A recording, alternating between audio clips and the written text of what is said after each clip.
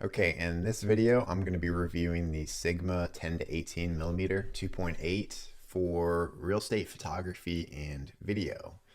This is a great lens for a lot of different use cases. I mean, you can use it in landscape, architecture, street photography. For the purposes of this video, it would be real estate photography related. Just to start, I do want to say this is an APS-C lens, so that's going to be a crop sensor. To use this and get like the full benefit, you're going to need a crop sensor camera, or you're going to need a full frame camera that has APS-C mode. At the time of this video, the lens roughly is around $650.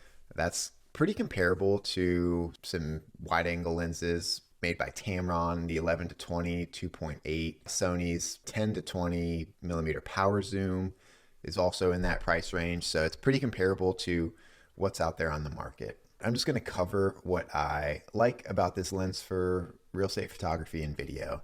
The first thing is it's very wide. Since this is an APS-C 10 to 18, you basically have a 15 millimeter to 27 millimeter full frame equivalent.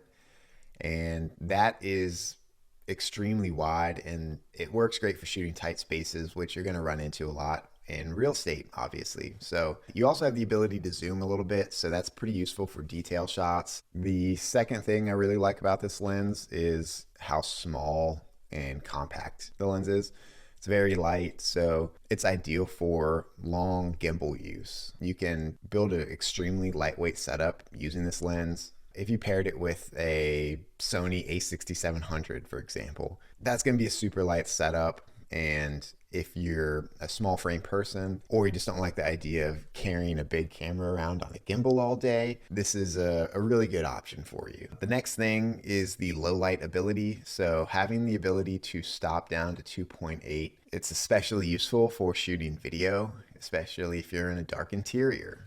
The 2.8 will also let you add a little depth of field in your detail shots. So it's pretty handy having a 2.8. In my opinion, the sweet spot seems to be between 6.3 and 9.1.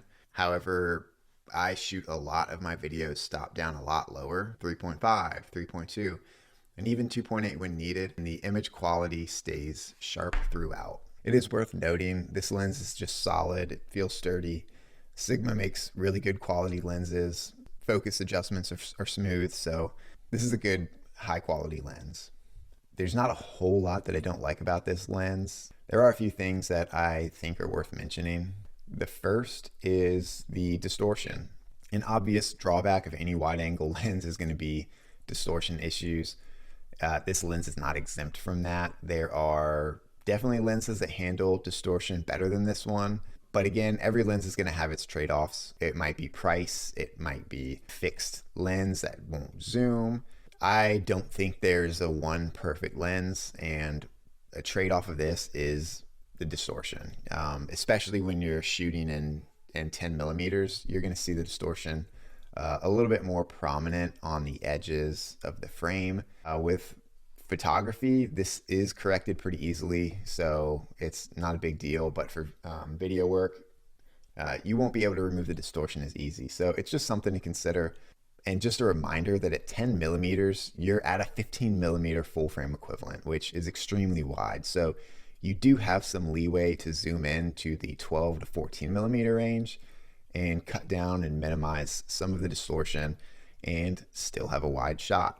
The second con I have is not even as big of a deal, but it is something I wanted to mention at least. So this lens does not have an internal zoom mechanism, so your lens is going to extend as you go through the zoom range. The reason I bring this up is just because it's not super ideal for gimbal use. The weight distribution will change very slightly, and that can throw off the balance of the gimbal and ultimately put a little bit more stress on the gimbal motors. But the reason I don't think this is as big of a deal is because this lens is so light that it really doesn't strain the motors. So if you're making zoom adjustments on the fly, I really wouldn't worry about it. But I did just want to note this detail in case you were hoping for a fixed internal zoom mechanism. So a lens like the Sony 10 to 20 power zoom will have that. Just note that's a 4.0 lens, so it's not going to perform as well in low light, which just brings me back to my trade-off point. Every lens is going to have trade-offs. So to conclude, if you're looking for a great wide-angle APS-C lens for real estate photography, I think this is a good choice. It's also a good choice if you have a full frame camera with APS-C mode and are just looking for a more affordable wide angle lens. Most of the full frame ultra wide 2.8s are fairly expensive, and this would be a great way to save some money. You can pair this with a cheaper APS-C camera, Sony a6700, and you're going to have a fairly high-end setup for under $2,000. The Sigma 10-18 is very versatile and is going to do pretty much everything you need a real estate lens to do, whether you're a beginner or a seasoned vet. So anyways, I hope you enjoyed this video, and I will see you on the next one.